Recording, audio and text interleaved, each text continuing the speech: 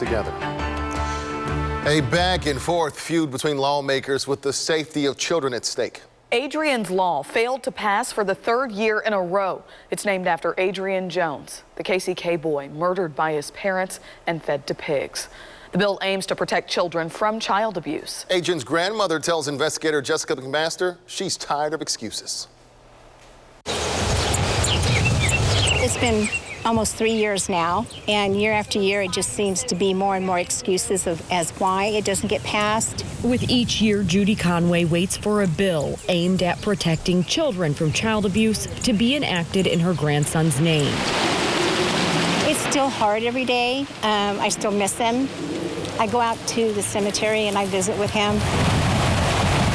Following the murder of 7-year-old Adrian Jones in 2015, the I-Team revealed social services in both Kansas and Missouri was aware that Adrian was being abused. That just broke my heart to think, that he left this world feeling so unloved.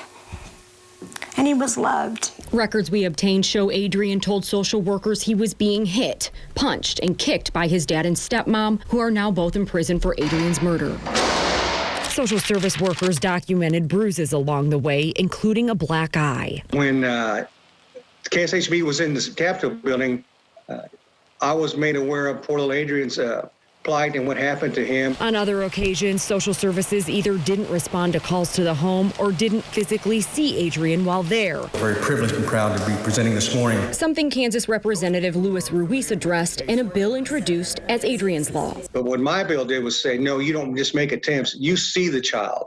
The I-Team obtained video from inside Adrian's home that shows another relative, identified as Adrian's uncle, lived there during Adrian's final days. On one occasion, the video shows Adrian hiding from his uncle as the child sneaks into the kitchen for a bowl of water. Under current Kansas law, the uncle can't be held criminally responsible for failing to report Adrian's abuse. He was never charged. What my bill did was make people over the age of 18 who were not abused themselves culpable to report. But Adrian's Law didn't pass again this year. Representative Ruiz blames that on Senate President Susan Wagle. She put a freeze on everything because it was her angst that this constitutional amendment didn't pass. We were frozen in the water. The House was. Spokeswoman for Wagle, Laura McCabe, says that's another excuse and not true. If you don't look at the details, it sounds good to blame someone else, doesn't it? The Senate couldn't vote on Adrian's Law because it never left the House's chambers. McCabe points out the Senate sent 94 bills to the House. The House sent 65 bills to the Senate in the 2020 session. The same could have been done for Adrian's Law. He's deflecting the issue because his bill was introduced in 2017 and hasn't made it past the House. In 2018, Adrian's Law needed to be reworked. Then last year, Ruiz had a family emergency, which led to another delay. This year, Ruiz says COVID-19 is also to blame. Due to acts of, and I'll say acts of God, because of the virus and other circumstances, and do the act of a selfish senator. I'm not sure that the facts support that. And I would also say that it's really easy distraction to call names.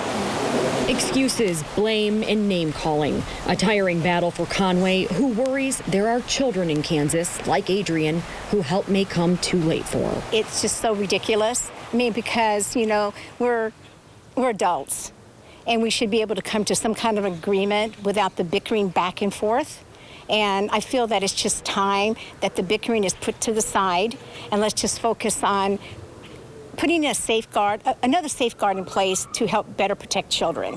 Only 13 bills were signed into law in Kansas this year. One thing both sides agree on is that COVID-19 did prevent more work from getting done than in previous years.